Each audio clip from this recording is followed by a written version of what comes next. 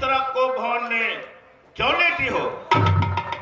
क्या तुम्हें नहीं मालूम कि कल राम का राज्याभिषेक है और तुमने सारे वस्त्र इधर उधर तितर बितर फेंक दिया है?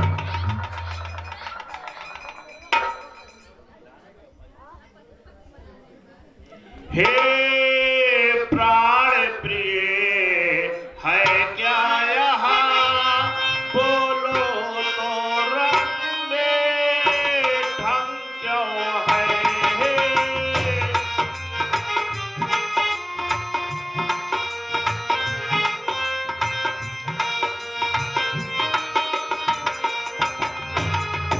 हे प्राण प्रिय, है क्या यहाँ?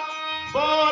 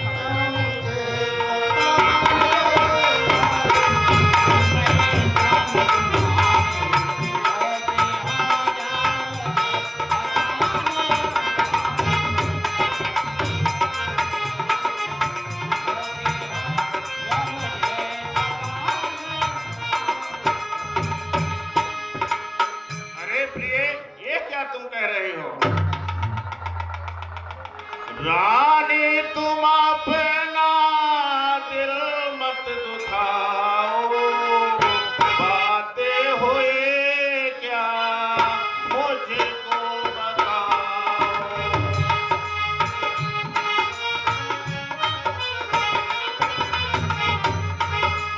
ओ रानी तुम अपना दिल मत दुखाओ, बातें हुई क्या मुझको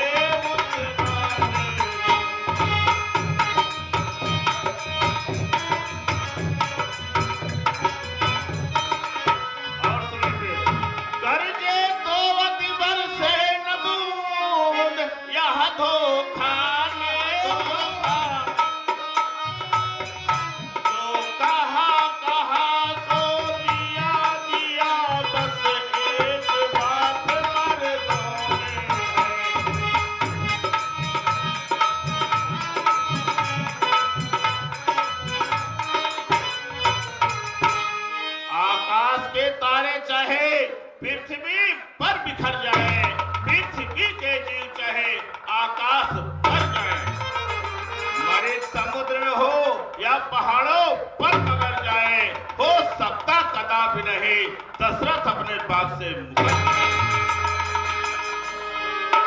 परमात्मा गवाह है, अनुचित नहीं होगा, रघुकुल नरेश अपने धर्म से विचलित नहीं होगा। सौगंध सहित लो सुनो, यह मेरा कथन है, वीर प्रतिज्ञा है और क्षत्रिय वचन है। मध्यस्थ मेरी बात का यह राजभवन है, यह आकाश साक्षी है, पृथ्वी और पवन है। आन पहली बार पाकर उस राम की खाता हूं तेरे सामने, सौगंध राम की, सौगंध राम की, सौगंध राम की।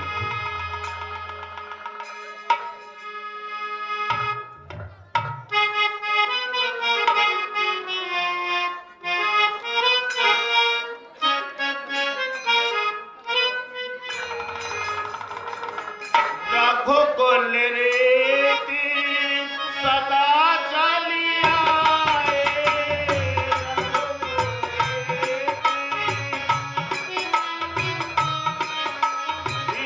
रघुकुल रीति सदा चलिया, प्राण जाहि पर वचन न जाए,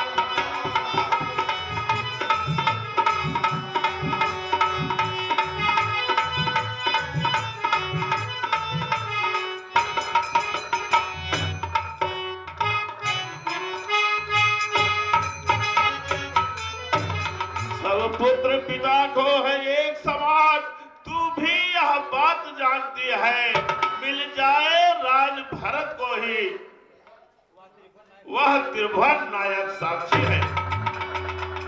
पहला बार तूने जो मांगा हुआ नहीं है भार मुझे, मिल जाए राज भरत को ही, सहज सहित स्वीकार तुझे।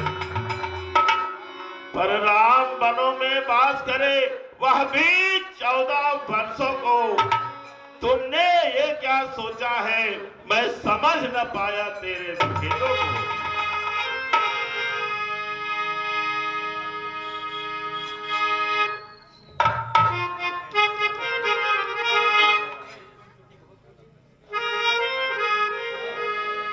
सुन चुकी बहुत कुछ, राजन बहाने आपके है, कपट मन में बगर लेकिन सुहाने आपके। क्यों महाराज, क्या मन अधिक व्याकुल हो रहा है? ऐ दुष्ट कैकेयी, शास्त्रों में कहा गया है कि जब किसी के परिवार में मर्द के आंखों से आंसू गिरते हैं तो उस घर के वैभव और लक्ष्मी दोनों की आत्मा को ठेस पहुंची है और मौत अवश्य होती है। यह मैं भली भांति जान चुका हूं।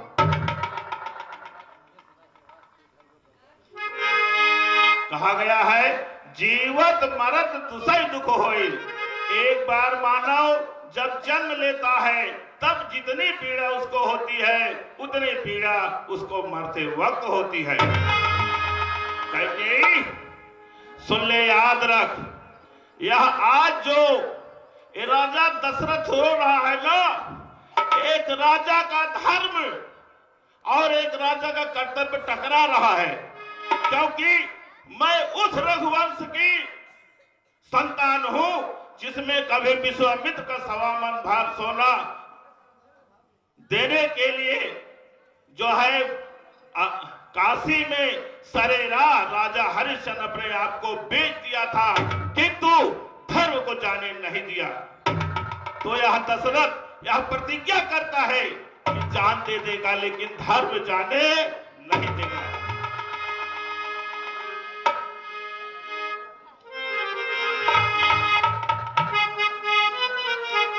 जा रहा हो आज दुनिया से सदा के वास्ते, घर हुआ बर्बाद मेरा इस बेवफा के वास्ते। सांप पाला आस्तों में आप अपने हाथ की और इस वरदान के साथ ग्राहक बन गई तू मेरे जान की।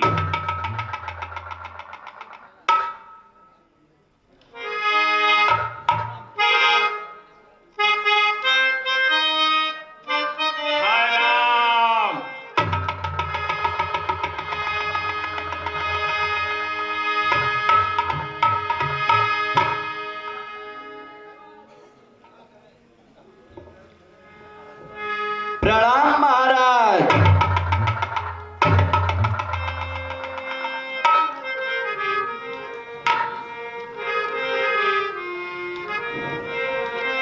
अरे महारानी जी, आपने कैसा स्वरूप बनाया है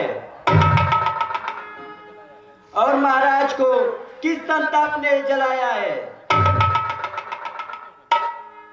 और ये कुछ बोलते क्यों नहीं? मंत्री जी, पहले जाकर राम को बुला ला, फिर संज्ञात हो जाएगा। जैसी आज्ञा हो महारानी।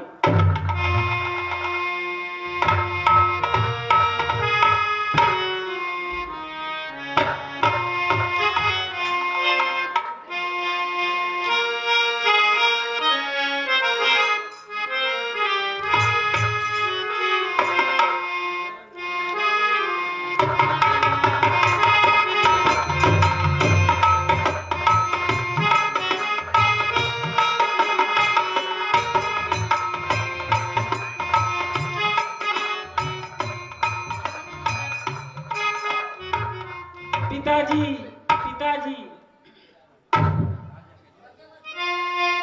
आज ये आपकी कैसी दशा है?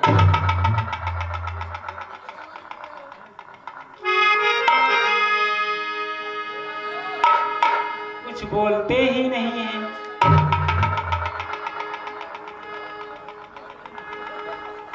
माताजी, आप ही इसका कारण बताइए और मेरी मन की शंका को मिटाइए।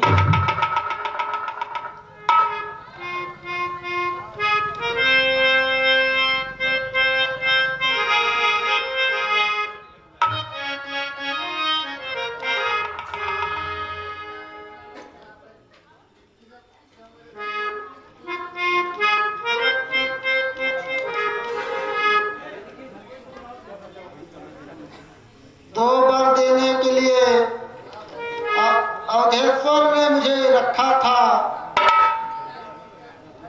जब समय हुआ तो मांगा तो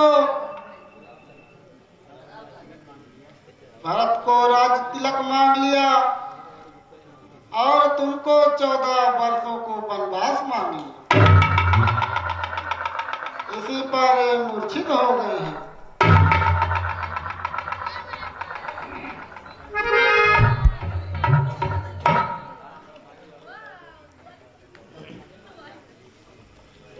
माँ, बड़े भागी वह बेटा है जो पितु माँ का आज्ञाकारी है। पितु माँ का माता जब यही है आज्ञा तो जिंदगी सुफल हमारी है।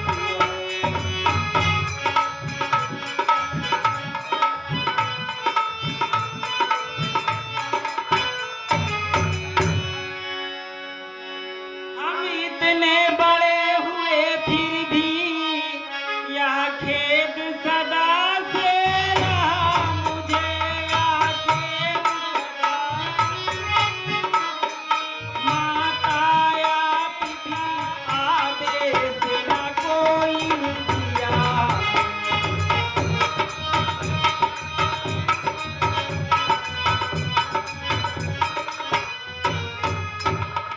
हम स्वयं विचारा करते थे थोड़ा सा समय बनों में दें थोड़ा सा। अब जानेंगे हम दुख क्या है जब जीवन दुखी जनों में।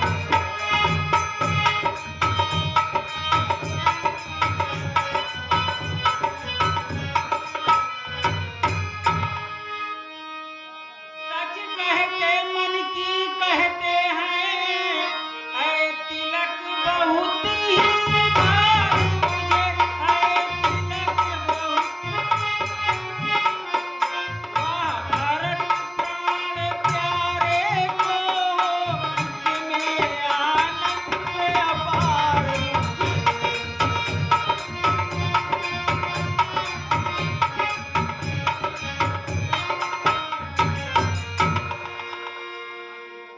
हाँ, चिंता कुछ है तो यह है कि तुअर की आज व्यथा इतनी। तुअर की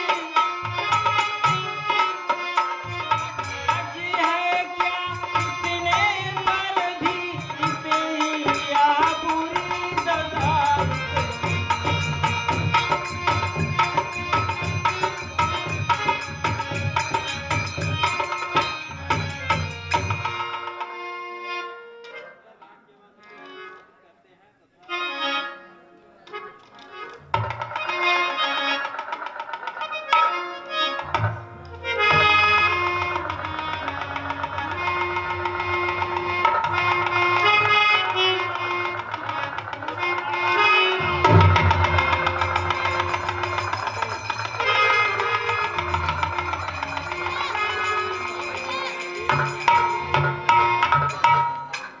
हे राम, जितना देर यहाँ पर रुके रहोगे इनका संताप नहीं जाएगा।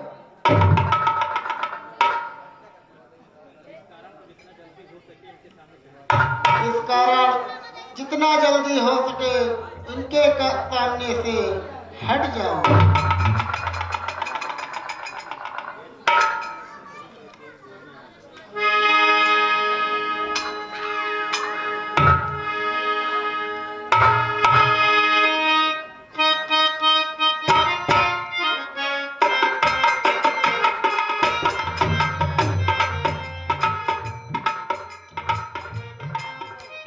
बेटा राम सुनो,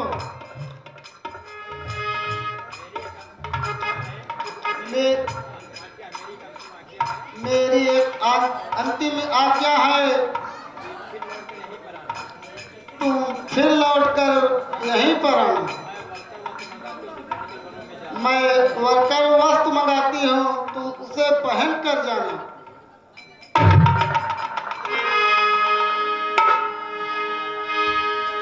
ठीक है माँ, तू कितनी अच्छी है, तू कितनी